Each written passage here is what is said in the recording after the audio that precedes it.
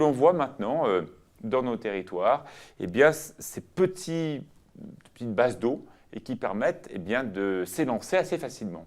C'est ça. Donc de plus en plus en France, on voit se développer l'activité de téléski nautique. Mhm. Téléski nautique, donc Alors, c'est on va voir, la... je me retourne ouais. devant le mur digital pour voir ce dont il s'agit. Non, là, ça c'est la vidéo de présentation un petit peu du téléski D'accord, 2017. d'accord. Donc voilà, l'activité reste la même que derrière un bateau, celle qui est la plus connue, un ski nautique et wakeboard. Wakeboard, c'est, voilà, comme on les voit, faire de la planche, un petit peu l'équivalent du snowboard, mais sur l'eau. D'accord. Alors, c'est vrai que là, ce que l'on voit qui est très différent quand on est tracté par un bateau, c'est que le point d'attache est beaucoup, beaucoup plus haut.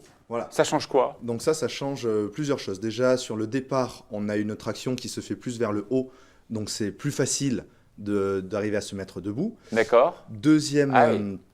Mais deuxième alors point, du coup, est-ce qu'on ne prend pas de mauvaises habitudes si après on va avec des amis faire du ski nautique sur un lac classique, qu'on est tiré par un bateau classique, on va peut-être non, prendre de pas mauvaises forcément. habitudes, Ça non? aide, ça aide. Et puis généralement, ceux qui ont déjà fait du téléski arrivent très facilement à faire du bateau derrière, et vice-versa. Ceux qui ont fait du bateau arrivent sans souci D'accord. à faire du téléski. D'accord. Alors c'est vrai que là, ce sont des bases nautiques qui sont de petite taille, hein, évidemment, comparé à un grand lac, lac majeur de chez nous. Là, vous avez d'autres activités qui n'ont rien à voir. Vous faites plein de choses, hein. Ouais, c'est nos partenariats avec nos amis de Savoie Parachutisme D'accord. qui nous ont fait un petit film avec les t-shirts. Ah, et la base n'est pas marque. loin, hein, Non, évidemment. on est vraiment très proche entre Évidemment. Albertville et Chambéry. Alors, quand on voit donc toutes ces activités, on parle de glisse, on parle de fun, c'est ce que vous vendez.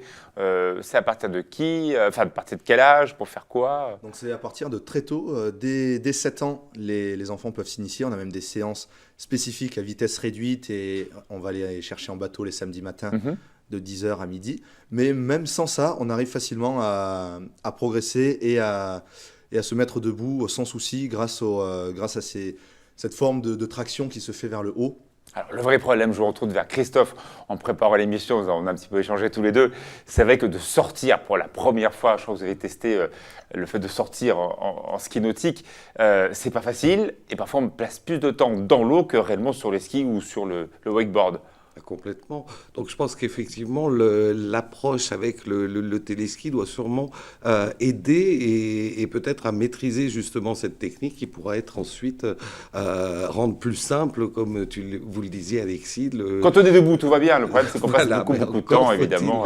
faut-il y arriver. Donc je pense que ça doit être une bonne aide pour démarrer et puis ne pas se décourager. Parce que, Voilà, pas se vraiment, décourager parce que parfois, lorsqu'on a découvert le ski nautique avec, par exemple, des amis qui ont loué un bateau, tout le monde ne sait pas conduire un bateau pour tracter C'est ça. un skieur qui puisait débutant, parce qu'il y a toute une logique hein, pour apprendre. C'est pas Ouais. n'importe qui fait oh, mais on avance quoi. Non, exactement. C'est pour ça d'ailleurs qu'il y a un diplôme spécifique pour ça, hein, pour le pilotage de bateau. C'est assez technique et beaucoup de personnes pensent pouvoir sortir les débutants du premier coup avec le bateau, ce qui est pas forcément le cas du tout. Alors, c'est vrai, l'an dernier, il y a eu un accident assez important.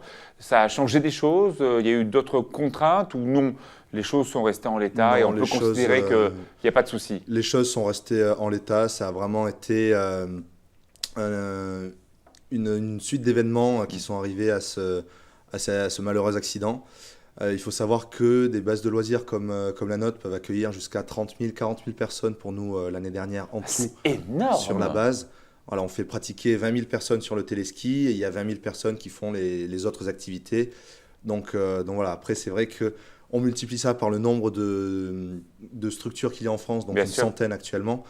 Ça fait quand même beaucoup de Donc, monde vous et restez comme étant, on a eu l'année dernière Oui, on en a beaucoup parlé dans la presse, donc je vous pose la question. on a eu un évidemment. malheureux accident l'année dernière, mais ça n'a pas remis en cause ni l'activité, ni la structure. De toute façon, qu'on ni peut quoi toujours, que ce bien soit. entendu, lâcher la perche. Enfin, c'est comme en ski, Oui, bien quoi. sûr. À un moment, quand on sent plus les choses, voilà. Alors, on l'a compris, l'intérêt, bien sûr, pour les débutants, mais pour les confirmés, ceux qui ont déjà l'habitude de faire du ski nautique, par exemple, sur le lac du Bourget, est-ce qu'il y a un intérêt à faire ça ou pas du tout?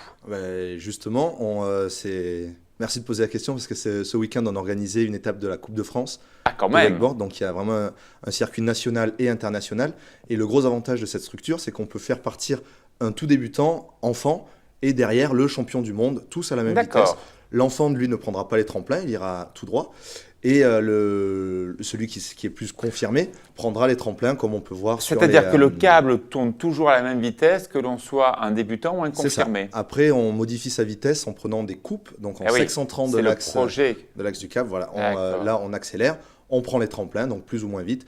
Et c'est l'avantage, donc c'est que vraiment on peut faire de nombreuses figures. Et il y a donc un circuit national et international.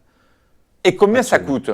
Alors justement, un des avantages également de cette activité, c'est que c'est pas cher par rapport à une activité motorisée, on va dire. C'est entre 16 euros et 20 euros pour une heure avec tout le matériel. Donc voilà, pour faire du wakeboard, c'est vrai qu'on a plus l'habitude d'avoir des tarifs au-delà de ça. C'est un des autres avantages. Et c'est du ski nautique. écologique parce que c'est un moteur électrique et pas... voilà, Effectivement, pas de bruit, pas Eh ouais. d'émissions sur place, évidemment. pas de rejet de quoi que ce soit, ni dans l'air, ni dans le lac, grâce à ce moteur électrique. On rappelle maintenant où vous êtes. Sur la petite commune de Montailleur, donc Montailleur. à côté d'Albertville, D'accord. vraiment juste à côté d'Albertville.